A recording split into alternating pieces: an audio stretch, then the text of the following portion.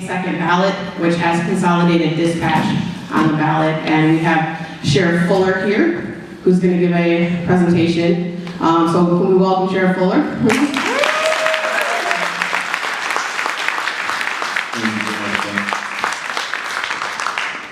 Truly an honor to be here. I've been in Kalamazoo County for 28 and a half years. And in that time, I've worked at the Sheriff's Office. I started there in 1989.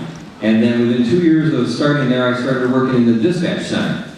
And so that's why we're going to talk a little bit about dispatch tonight, some of the experiences that I had as a dispatcher, and to talk about the 911 surcharge.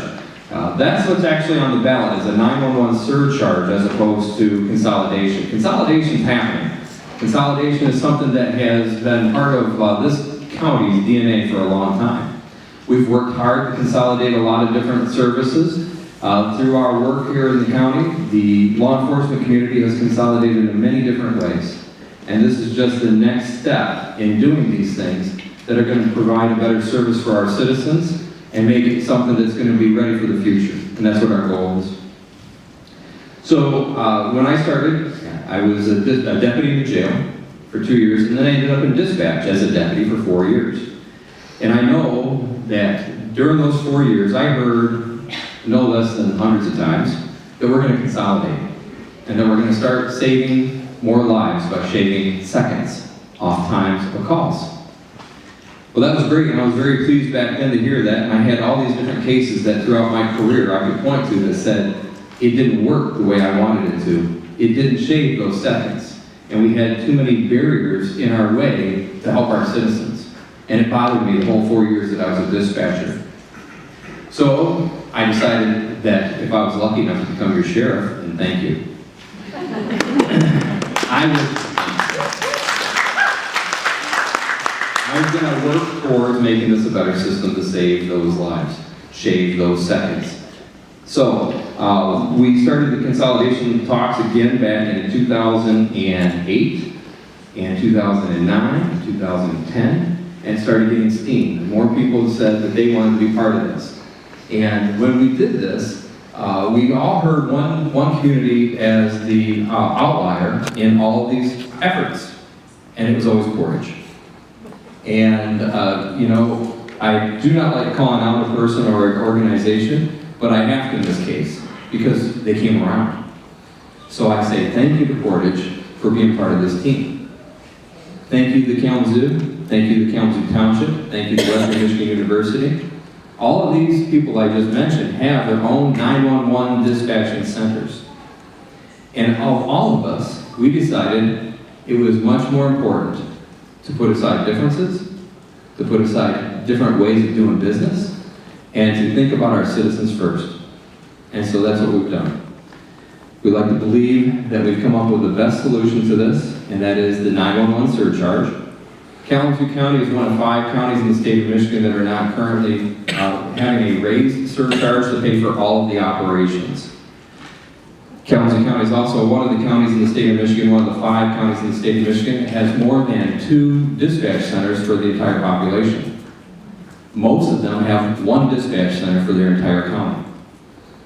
The bigger counties on the east side of the state have multiple jurisdictions that are not in the mood to cooperate. And so they have multiple dispatch centers inside of the facilities. So here in Kalamazoo County, I'm very pleased to say that we've worked very hard over the last several years, and that we have formed the KCCDA, which is the Kalamazoo County Consolidated Dispatch Authority. And we have all of those partners that I mentioned on the board. So the township's on the board, Portage is on the board, Sheriff's Office is on the board, the city's on the board, and Western Michigan University is on the board. By statute, the state police have to be on the board. They are.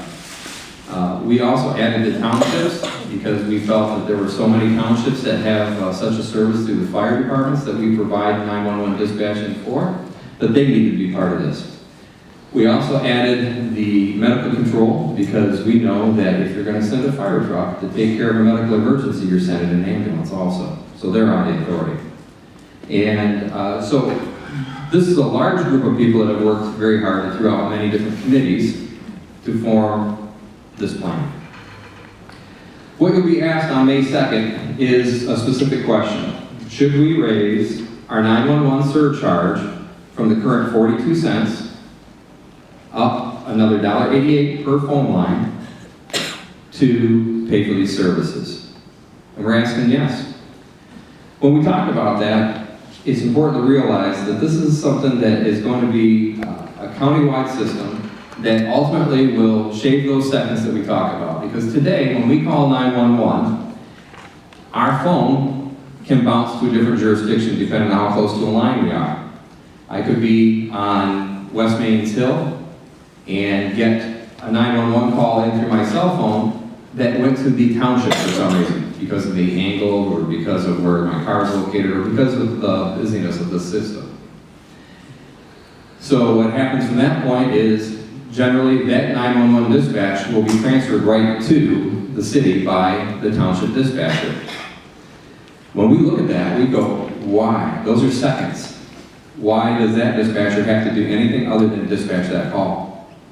And so that's one of the improvements that we would see, is we would have a system that allows dispatchers to take in a call, put it into a system, and another dispatcher is already dispatching that emergency call. That's a system that we know is going to save lives by shaving seconds. And seconds count. Anybody here ever call 911? I have too. And I was met with frustration. And it's been not just here in this county, it's been in other counties when I've had to call 911. And when we have a loved one's life in our hands, or we see a situation that we want addressed as soon as possible, do we like that person on the other end of the line say, stand by? No. Or stand by, I have to transfer you? No. And I remember being that dispatcher and feeling awful that there were times where I would have to say, okay, stand by. And this person on the other end is not listening. If my mom is this, my dad is this, my son is this, please, please, please, hurry, hurry, hurry. And for the dispatcher to say, God, please stand by, please stand by. I know you're upset, I know you're excited, I know you're scared, please stand by. That's a problem for me. I need a dispatcher to take that call, put it in the information, and another dispatcher at the same time is already shipping the call to somebody else. So I'm not told, stand by. Hopefully by the end of my conversation with this person, they're saying, they're already on the way. So those are some of the things we talk about. We also want you to understand that we need to save the dollars that we know we're going to save by adding everybody to one facility. Today, there are 5 different facilities out there, and they all have to have technology at those costs for 5 different centers. We also know that the technology that's currently in place is obsolete in most cases and disappearing in all cases. We have new technologies coming. Per federal law, we have to be ready for pictures coming into dispatch center, video coming into dispatch center, texting coming into dispatch centers, phone calls coming into dispatch centers, landlines and cell phones. So we know those technologies are coming that are going to be requiring us to add those services to all 5 of those dispatch centers. An analogy I like to use to show the big difference is, today we ship or receive everything on one line like this, okay? It's that big. The future that we're being held to, it has to be this big. All the dispatching abilities have to be able to receive this much information. Today it comes in on this, our future is this. We have to make sure that we pair that up so the two match. There's a cost involved in that. I would much prefer we spent the cost once instead of 5 different centers. So I know that there's a lot of questions that have gone out there and a lot of people trying to understand exactly what it is we're talking about. Please understand, this vote is not about a consolidation. This vote is about how we pay for the future of these services. Today it's paid for with general fund dollars out of each of these agencies I just described. All these agencies have made plans. All these cities have made plans as to what the dollars they currently spend would be used for in the future. And we have all of those listed in the 911 plan here, the KCCDA 911. Your township or your city, if they have a dispatch center, have already said what they're going to do with those dollars to put back into the law enforcement or their community. in each of those cases there. We know also that to create a system like this, you need skilled labor. You need highly trained people to assist us in this, and we recognize that today in our dispatch centers, if you take all 5 dispatch centers, there are 53 people working in those positions. We have a plan set forward that is designed for 54 positions, and so we see a great need to hire the people that are already working in the system into the new system. The chiefs of police, this last week myself, put out an information that I know has made some confused people out there. We very much support the consolidation of 911. You may see that we did not support a report that came out by the NTSB that technically, in our opinion, blamed the dispatching abilities, which to me is my people, as the problem behind a tragic event in this community that because of an individual's poor choices that day, we are now suffering a loss in this community. And so the chiefs and myself had to come out and make it very clear that we are for the consolidation of the 911. We are for this surcharge to help pay for these services, but we could not stand and let the NTSB make it look like our dispatchers had done something wrong, because they did not. So hopefully this gives you an idea of what we're talking about. Hopefully gives you some information to be able to vote yes on our surcharge request on May 2nd, which is this coming Tuesday. I know that we have a shortened time here because you have other things tonight, and so I want to be able to take some questions. I've been given a few minutes for some questions. If this does not pass, how will it be funded? Great question, thank you for that. So if the surcharge 911 does not pass, the funding will come from the current dispatch centers that pay for it today. Meaning the sheriff's office, we spend about $1.2 million a year just in the personnel cost.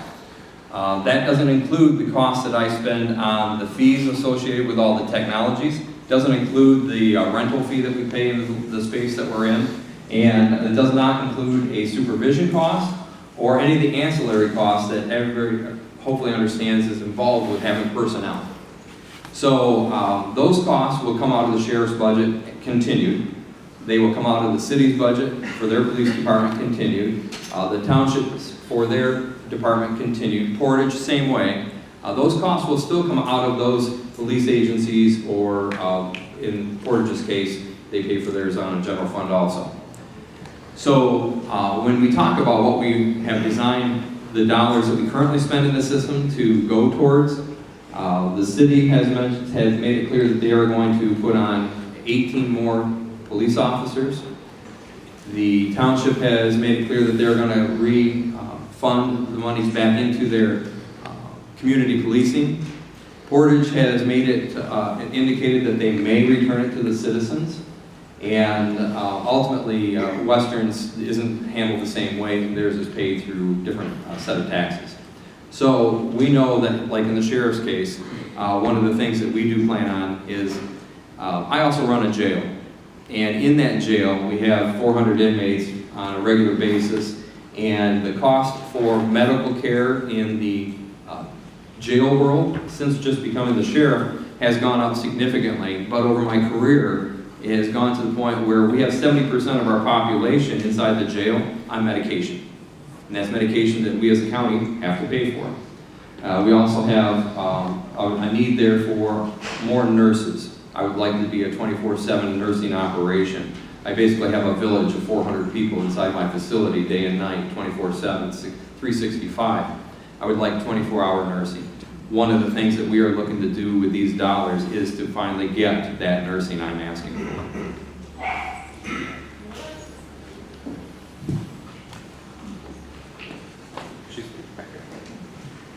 There's no doubt that we need a consolidated dispatch. Can you address the concerns that the dispatchers are going to have to reapply for their jobs, and will they lose their seniority? I can address that, thank you, that's a great question. So again, I talked about the 54 positions that we have in our plan, and that currently in Kalamazoo County, the people that live and work here, there's 53 of those positions. So we believe that generally the idea is that this group of people will apply for these positions and we will have that as a hiring pool. There can be no guarantee. When we look across the state of Michigan, this is how this has worked every time these consolidations happen. We also recognize that for the most part, the employees that always fit the program, meaning that they were qualified and that they were even applied, because some people don't even apply for the next organization, we're generally hired. So again, no, I cannot sit here and give you a guarantee that every single dispatcher that's in the system today will be hired by the new system, but I can only tell you, you can't click the switch one day from operating one way and go to a new operating system without basically moving your circuitry over. Good question, thank you. We're back here. She's got the mic back here. Yeah, I have it. Yes. Kirsten Baum. Sheriff Fuller, I was asked this question to municipalities and agencies before they recommend an increase in any kind of funding as it pertains to taxes or surcharges. But has this consolidated group, this committee, have they done an impact study to understand how people may be affected fiscally by this increase in cost, or how these dispatch employees may be impacted by having to reapply and maybe not have their jobs? Has there been a research study, so that we may understand fully the circumstances? So you have two questions there. The first one, impact study about the cost for the people that are going to pay this cost. One thing that we recognize is that these costs are given to people that actually have a 911 device that connects to the dispatch, where other taxes are generally your property taxes, and not all of us pay a property tax. And so when they look at the system, it's one of the ones that is a user fee is what they consider. Now, to me, that's another way of saying tax, and I get that. I'm not trying to avoid that at all. But it comes down to one that is described as more fair. To do a specific study in this community, no, not one in this community was done, but they have other ones that they've looked at that show that the increase, depending on how much you increase yours for, is a certain level amount of dollars or whatever per person. So we recognize to go from 42 cents in this community up to $1.88 is a 450% increase. We recognize that.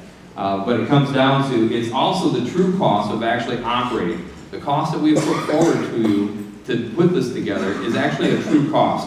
There's no fluff in this. There is no giant pot of money that's going to grow because of this. In fact, the way we've designed the system, we actually look to save about $200,000 to $300,000 a year for the entire community in the cost because of the way we're going to do business as opposed to how we do it today.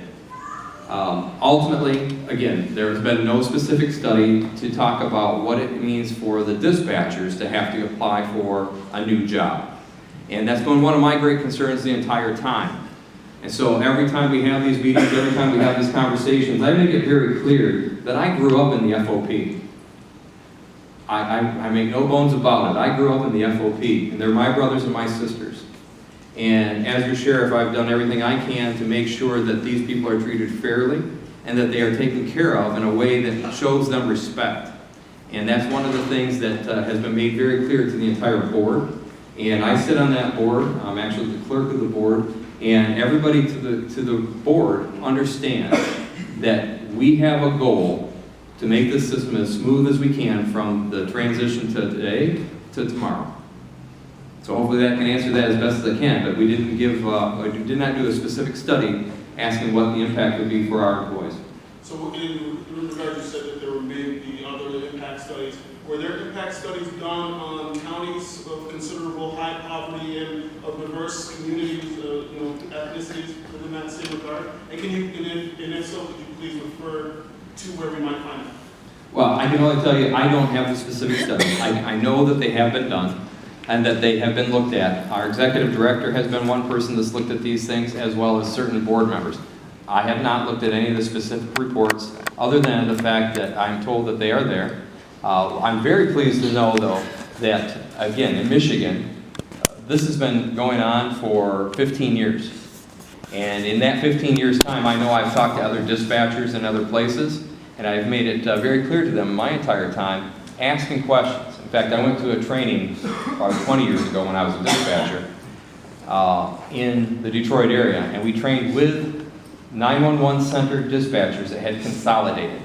They talked about the great fear going into the system and how they ultimately enjoyed it later because they were given opportunities to have supervisor positions. Where today, if you go in hired as a dispatcher, you go retired as a dispatcher. So another goal that I have as one of those FOP brothers and sisters is the fact that I see upward mobility for the staff and growth. Thank you for your questions. Good ones. Thank you, work for it. Thank you. Well, I appreciate that. Hello. Hey, my name is Nora, and hearing about this on paper sounds like a really fantastic idea, but like, this is the first I've heard of it ever. And I'm concerned that there might not be enough people to even know about this proposition to go out and vote for it. So I'm wondering, is there any sort of like get out the vote effort for this? Like, any way we can make people more aware to get this going? So we have some literature that's being passed out here tonight, and there is an effort, there is a committee that is in charge of putting out that effort.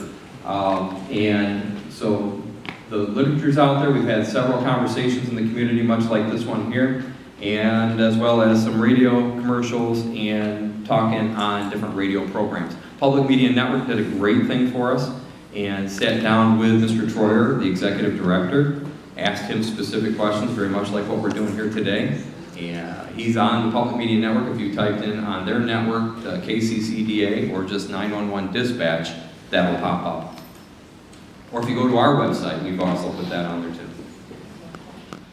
Landlines, or how does that work? No, that's a real good question. So I talk about 911 devices, and when we talk about 911 devices, everybody, excuse me, everyone has a 911 device. So I like these questions when they say, well, isn't my car emergency system a 911 system? I can push the button and get 911. That's not something you're being charged for under the surcharge. So that OnStar program is actually charging you already for a fee to handle some of those same things. They pay those fees. Another one is, well, if I have my cell phone on me and I'm going through Kalamazoo County and I'm using my cell phone in Kalamazoo County, am I going to get a surcharge from Kalamazoo County? No. You're going to get a surcharge if you live in this county because your phone is billed to you there.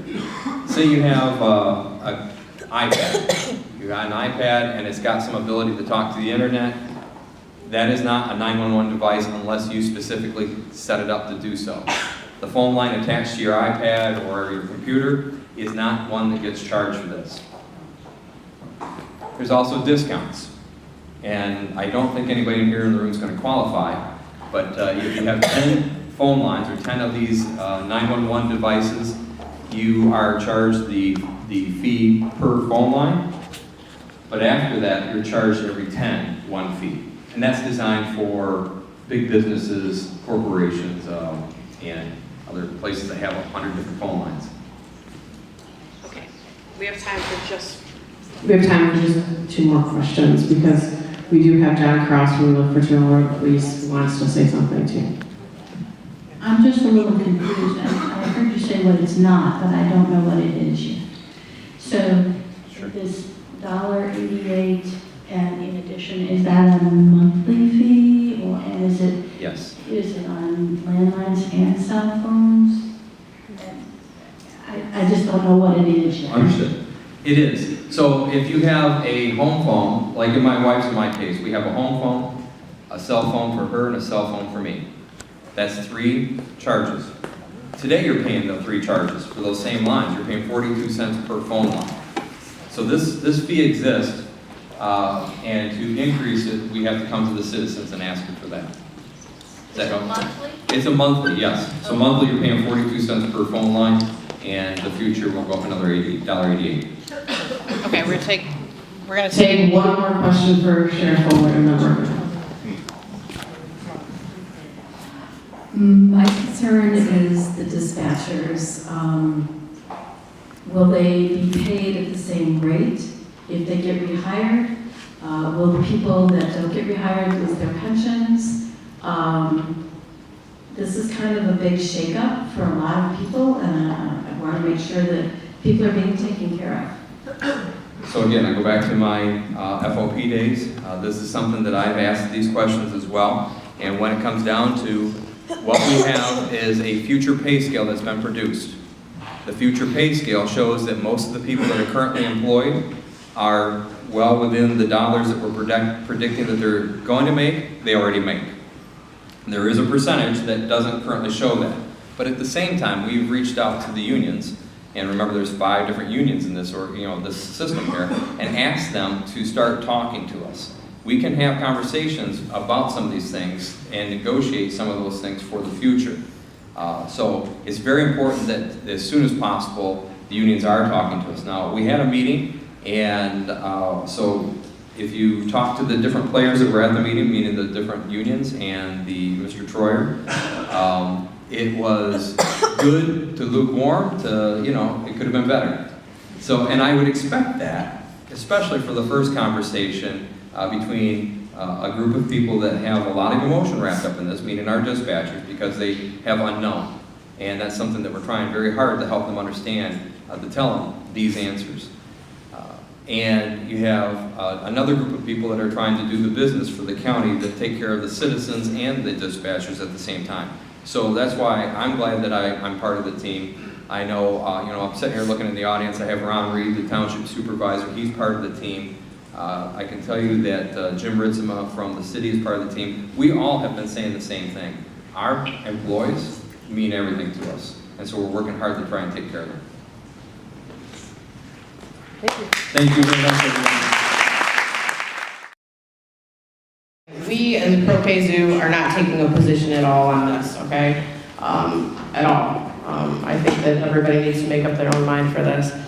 We do have John Cross. John Cross showed up today for the Lieutenant Order of Police. So we're going to give him a couple minutes to talk about his opinions on this. Okay, thank you. You've heard Sheriff Fuller, and we are on the negative side of consolidating for 911. We feel it's too costly, too dangerous. The dispatch center right now has 3 departments that are in there now. There's room to put Portage and Western Michigan University in there also. They've kind of put a cart before the horse with that committee. They have an option to buy a building, and they don't even have the money yet. So another thing is, and they glossed over the employee part of it. Right now, the dispatchers are all under what we call Act 312. Act 312 is for police, fire, EMTs, and emergency dispatchers, 911 dispatchers, that are connected with the police department. If they are not connected with the police department and go to a dispatch authority and they unionize, they could strike. How would that be if all the dispatchers went on strike? Right now, they're under 312, they can't strike. Neither can the police or fire or EMTs, they can't do it.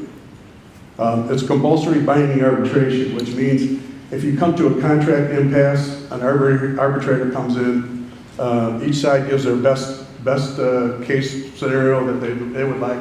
Arbitrator picks that, and everybody abides by it. No strike.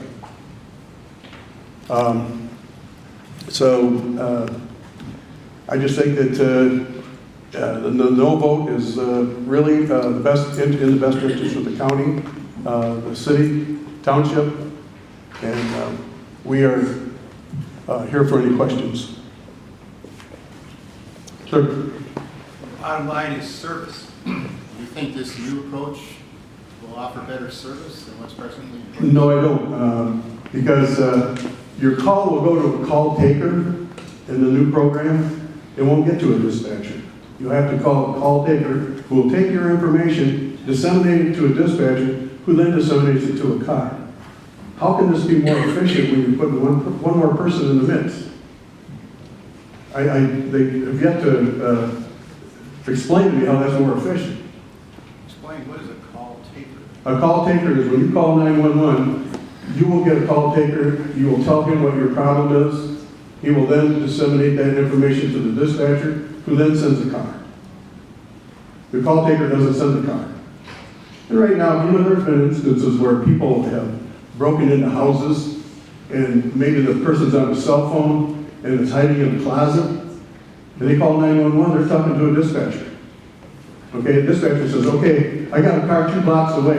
Okay, hang on the phone with me, just hang on, and okay, the car is now pulling in your driveway. A call taker can't tell you that. A dispatcher can, because the dispatcher knows where the car is. All right, we can handle about one more question because we have to move into immigration. So I really don't have a question, I just have a comment, so. Sure, we'll get back. Here we go.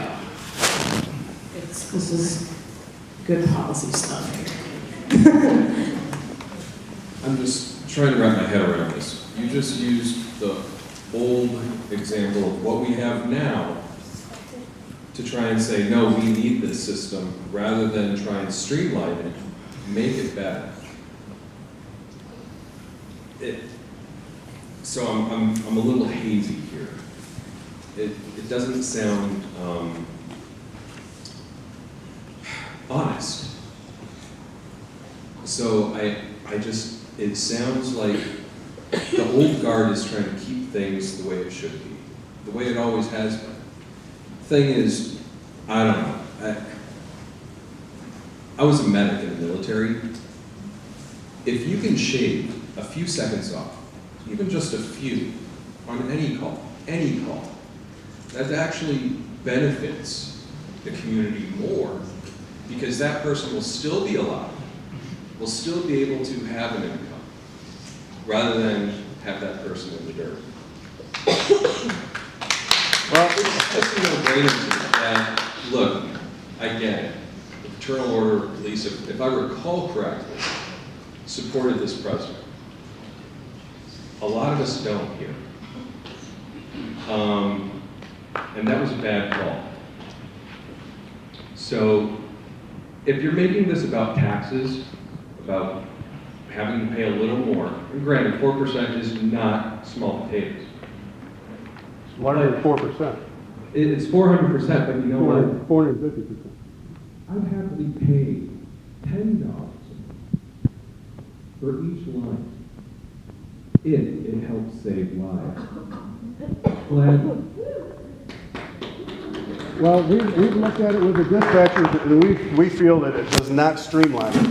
It puts one more person in the mix as far as a call taker. You have to look at what the Fraternal Order of Police has been feeling about a lot of things. Give us evidence. Give us statistics that back it up. Don't tell us feelings. We've had enough. Well, if it was good for the community and good for the law enforcement, we'd be for it, but it's not. We have one more question. I thought, and maybe I'm wrong, I think that I thought I heard that the vote that was the yes or no vote was whether we want to increase across all of us to pay for what's already going to happen so that we can free up money for these other things, or if we're going to have each department pay for it. I thought this is happening regardless of what we vote, and the vote is whether we're going to split up the cost in a new surcharge or whether to put the cost on the other departments. I didn't think voting no meant we weren't going to do the consolidated dispatch. Yeah, well, that's how it's going to be funded. So in order to fund it, they have to have the increase. So is the consolidation happening, yes or no? That would, that's a question that's a question for Sheriff. Okay, Sheriff, is the consolidation happening regardless of a yes or no vote on this election? So Plan B is it continues and we still pay the way we pay. What about the technology?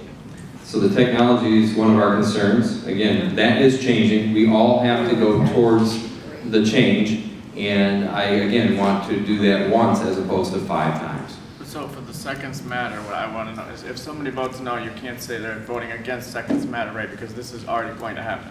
So the Right. seconds are being shaved. This is about how we pay for those seconds. Yeah, again, Plan B is that this will continue Right. and that we will pay for it out of the funds that we pay today, but the huge cost, or the cost, I don't want to put a huge on it or anything, but the cost is 5 dispatch centers as opposed to 1.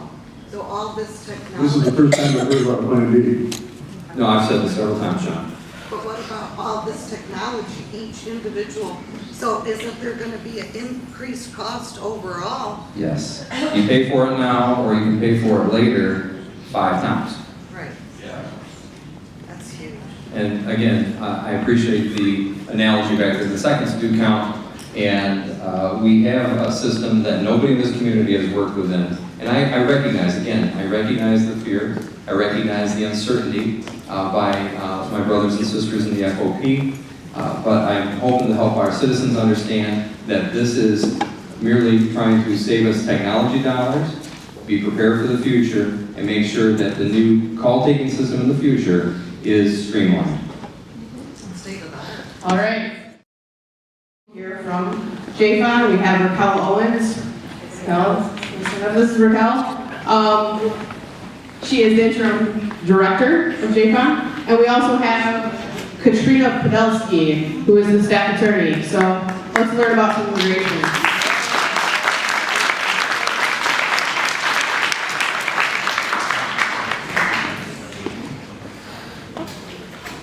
You're on. Can everybody hear me? Yes.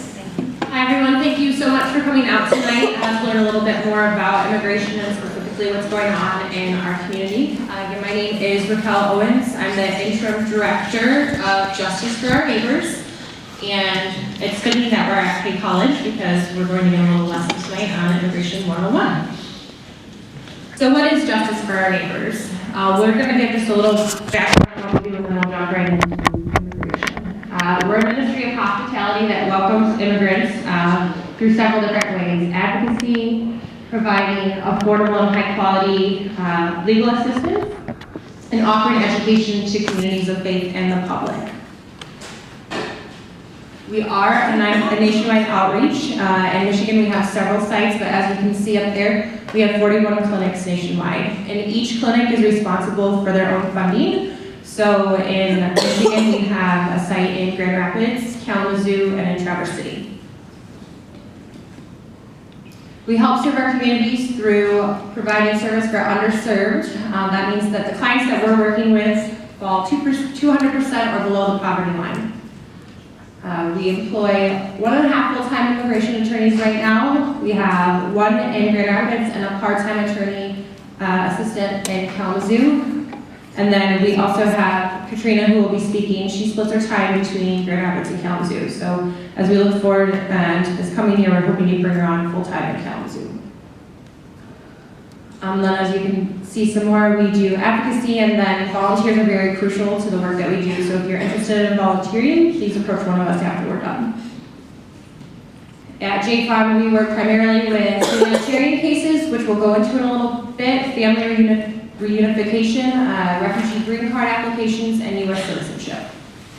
A lot of the work we do, as you can see up there, has to do with escaping violence. It's kind of broken down, and Katrina will get more to that in a little bit, but we do humanitarian and family-based immigration cases. We've been in Grand Rapids since 2004. As I mentioned earlier, we are now in Kalamazoo, and since that time, we've served more than 2,000 people from over 60 different countries. So what we're going to cover tonight in our Immigration 101 is how does someone get status? What are some of the difficulties of family-based immigration? Some special categories of immigrants. And as an attorney, I love a good Q&A, so lay it on me. All right, so just a brief beginner. How does somebody actually get status in the United States? Well, for those of us who are not born here, there are 3 different options. You can have an employer petition for you, which honestly I don't know a whole lot about. I specialize in the last 2, family immigration and humanitarian immigration. So we're gonna start off with family. Who can petition for whom? Can it be just anyone off the street? No. So, someone who is a US citizen can apply for their children, their spouses, and their parents. They're considered to be what's called an immediate relative, and they don't have to wait for a visa to become available. And we'll talk more about that in a little bit. US citizens can also apply for their siblings and their adult sons and daughters, but they have to wait for the visa to become available. And finally, those who are considered to be lawful permanent residents, or they have their green card, they can apply for spouses, minor children, and unmarried adult sons and daughters, but they too have to wait for a visa to become available. Can my cousin apply for me? My aunt, my grandma? If an immigrant doesn't have one of these relatives listed in the earlier slide, as far as family immigration goes, they're out of luck. Sorry. So in some of the roadblocks to this type of immigration are seemingly insurmountable. Visa wait times can be longer than 20 years. Depending on who is petitioning for you and what country you're from, the government is currently processing applications back from 1994. That's almost as old as I am. You can't self-apply for this, except for certain humanitarian visas. So if you don't have someone to petition for you, you're probably not going. Marriage is not an automatic ticket to US citizenship. It's one of the biggest things that I hear. It's not an automatic thing, and just because you're married, it doesn't like poof happen. You still have to go through that application process, and that application can be denied. US citizens can't apply for their parents until they're age 21. So quick show of hands, who has heard of an anchor baby? Who's heard the term? Yep, that's not a thing.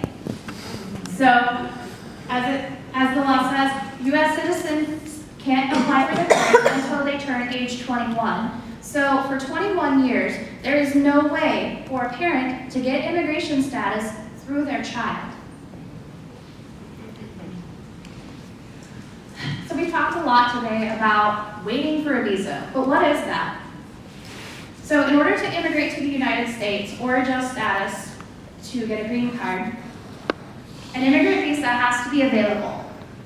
And there are only a limited number of immigrant visas to each quote-unquote preference category each year. That number ends up being about 25,000-ish per country per category.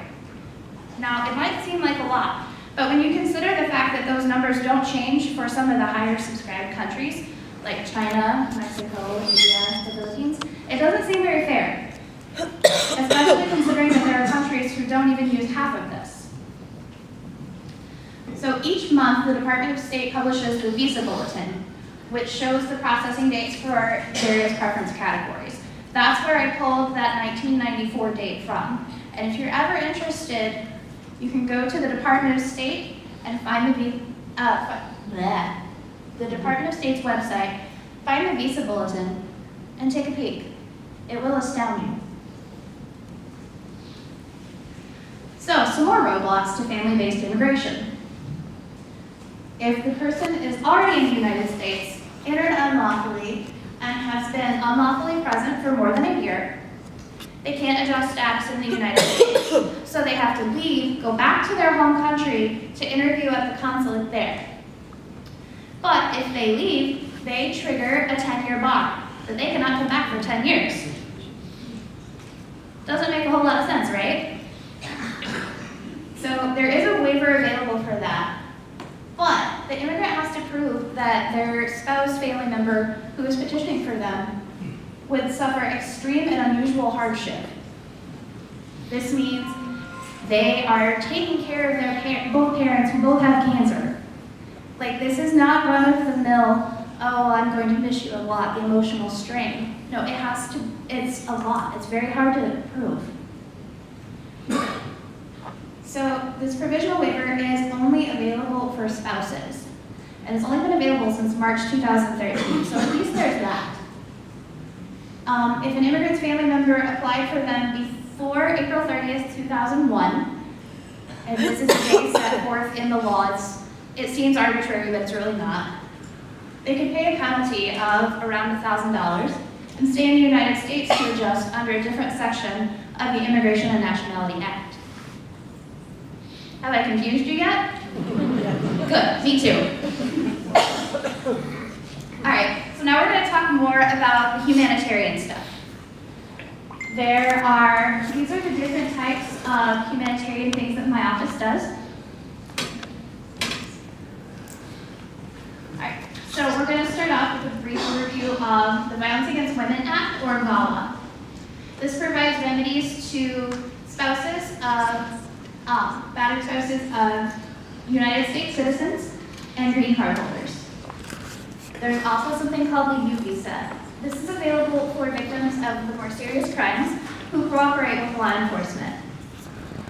And I want to thank our local sheriff for working so diligently with us in this process, because part of this visa requires that the immigrant help law enforcement in their investigation and prosecution. And the only people who can certify that they have helped law enforcement is, commonsensically, law enforcement. Like, it's a great option, but there are only 10,000 of those given per year. Right now, the wait just to have your application decided is 3 years, and there are about 144,000 pending applications right now. And because there are only about 10,000 a year, you guys can do the math, that leaves a long time to actually have status in the United States. In the meantime, they're in limbo. There's also something called the T visa for victims of human trafficking, which it's more common than you think, especially here in Michigan, with all of our agricultural workers. There's also special immigrant juvenile status. This is designed for undocumented children. It's different than deferred action for childhood arrivals, in that the child in a special immigrant juvenile status case has come across the border alone. And finally, there's DACA, or deferred action for childhood arrivals, for people who are brought to the United States as children. So, in a little more discussion, what to look for in a VAWA case. This could be a male or female victim of abuse. Just because the law is titled Violence Against Women Act doesn't mean that men are excluded. The abuser is the spouse or parent of the victim, and the abuser is also a U.S. citizen or a green card holder. The abuser has to have lived with the victim together for a period of time, or currently live together, and the abuse has to occur within the United States. And a little more on the U visa. Like I said, we do need certification from law enforcement, usually like the police, a judge, or a prosecutor's office. So that means a police report has to be filed. But in our current times, with as much fear as in the immigrant community right now, this is almost an insurmountable barrier to a potential legal status, because people are so afraid to report. So the criminal doesn't have to have been convicted for a U visa to be eligible for it. So the victim just simply needs to be helpful in the investigation, meaning that they're willing to assist law enforcement in investigation and prosecution. And the key term here is reasonably helpful. They did not unreasonably refuse to assist. So if you know of someone who is, for example, the victim of domestic violence, and they don't want to press charges, but they call the police, that's okay. They don't have to agree to press charges. It's perfectly reasonable for someone in that cycle of abuse to want to stay in that relationship for various different reasons. As long as they were helpful to law enforcement, that's fine. So the U visa.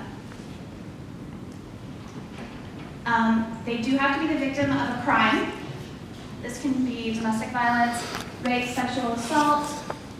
It could also, parents of children who are victims of these crimes are also eligible for this type of relief. And again, they did talk with police or the prosecutor about the event. They don't have to testify in court. They don't have to give any kind of written testimony. But they do have to have suffered physical or mental effects as a result of the crime. So that can be physical injuries. That could also be post-traumatic stress disorder. So the T visa is very similar to the U visa, but it's designed specifically those who have been subjected to a severe form of human trafficking, which is, it boils down to sex trafficking or labor trafficking, but only in severe forms, which is defined in the U.S. Code in Title 18. I can't ramble that off for you, which is probably a good thing. So, have any of you ever heard of human trafficking before? Okay.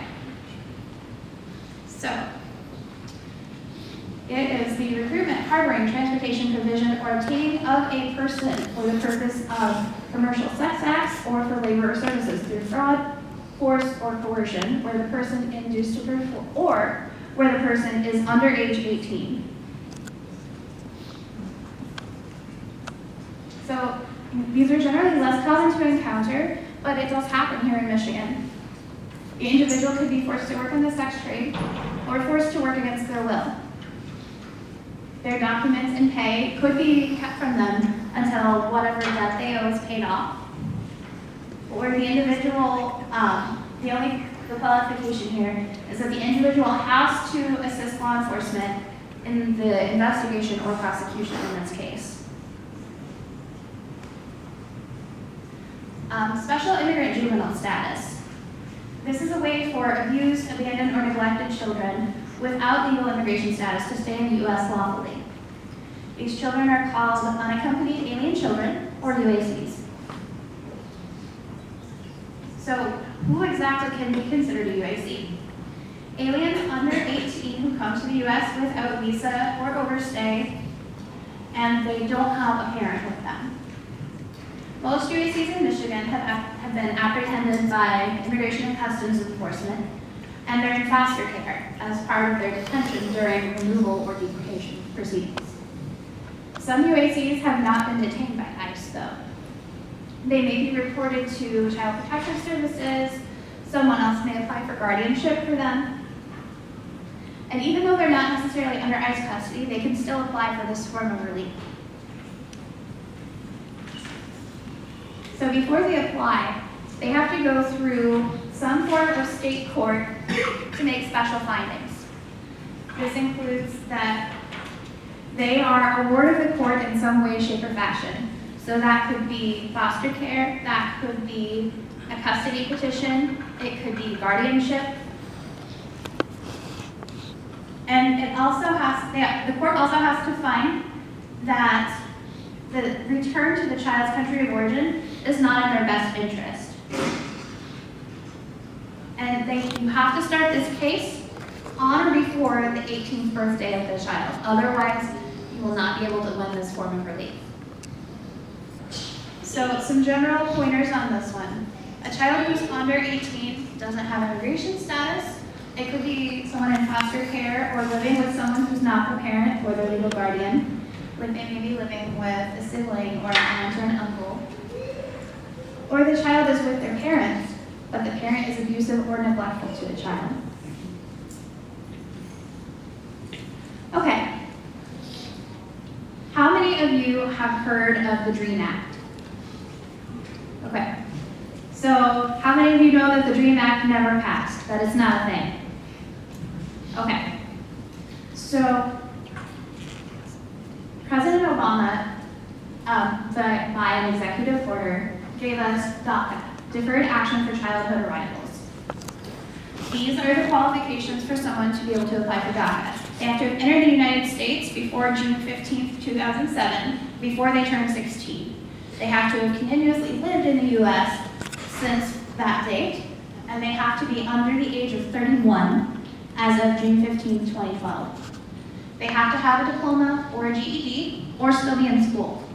They can't have any serious misdemeanors or felony charges, which equates to over 728,000 young people in our country. President Trump, I wish it was still president, I'll let Tuesday think. President Trump has threatened to take away DACA.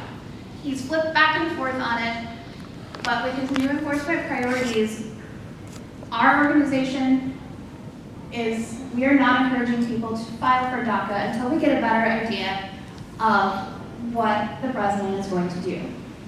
USCIS will continue to accept these applications until the president repeals it. So the future of this program is a little iffy right now.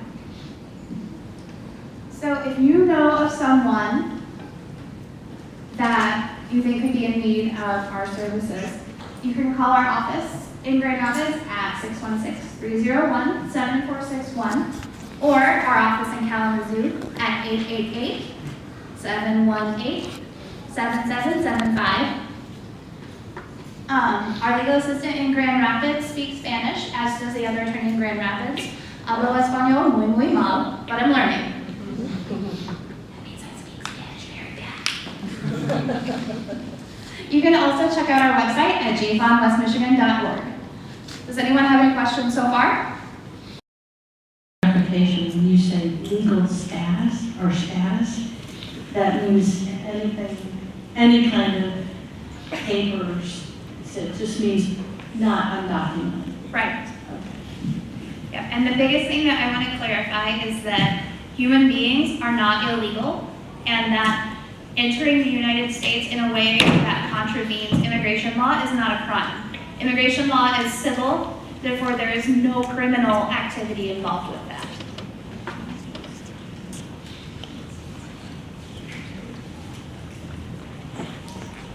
I'm pretty loud, I don't really need a microphone, but Is there any way to apply for your green card for refugee status if you've been in the U.S. for less than a year? Because that's a big rumor that's floating around right now. Is you can start it before like 8 months or 7 months? No, you have to have done it at 1 year because that 1 year of physical presence is required. You can start filling out your papers as early as you'd like the day after you get here even. But until you've been here for 1 year, you are not eligible for that green card. Yeah, you talked about the future of DACA being not very clear. Can you talk about renewal of the current DACA status that is expiring? Are they accepting renewals? Yes or no? Yes, they are accepting renewals for the current DACA program. In our office, we have been doing renewals. We think the risk for renewing DACA is significantly less than applying for the first time, just as a matter of turning over that personal identifying information to the government. We have seen them be renewed as recently as March. We haven't had too many in our office that we've been renewing, so I mean, as far as I know, that yes, they are still being renewed. We have time for one more question. How many cases are you currently handling? Oh, geez. Well, roughly. Roughly, okay. My caseload currently right now is about 60 clients. My partner in Grand Rapids, her caseload is very similar, but just for the two of us, that's quite a bit. Because these cases can span over the course of years. For example, with the U visa, there's a 3-year case on our docket right there, just waiting for a decision. We need to be done with questions for now. Is that okay if they talk to you after? Yeah, I'll be around after the presentation. Like I said, I love the Q&A. Thank you. So I'm all about it.